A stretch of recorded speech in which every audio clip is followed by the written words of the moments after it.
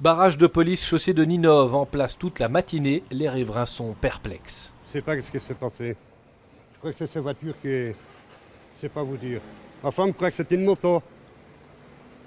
Pas de moto, mais une voiture et un impact de balle côté conducteur. Tout part non loin de là, à 5 h du matin. Le véhicule est repéré par la police lorsqu'il commet une infraction.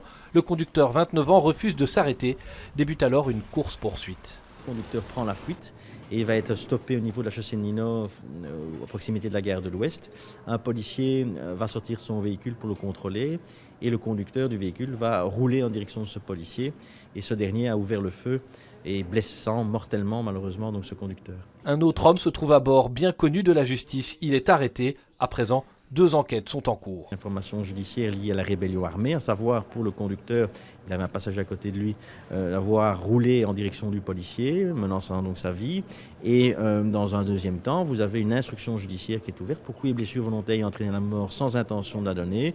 Et ça, il s'agit des faits liés à l'incident de tir. Car la question se pose même pour les policiers. Ils peuvent dégainer leurs armes dans des conditions précises. Poursuivre un objectif légal, éviter de blesser des personnes tierces, il faut aussi que l'usage de leur arme soit proportionnel à la menace. Une voiture qui roule vers une personne, possiblement, c'est quelque chose avec des conséquences létales et donc on pourrait se retrouver dans une situation de légitime défense. Les 2 enquêtes se mènent en parallèle sur base de témoignages, d'analyses et d'observations d'images de vidéosurveillance.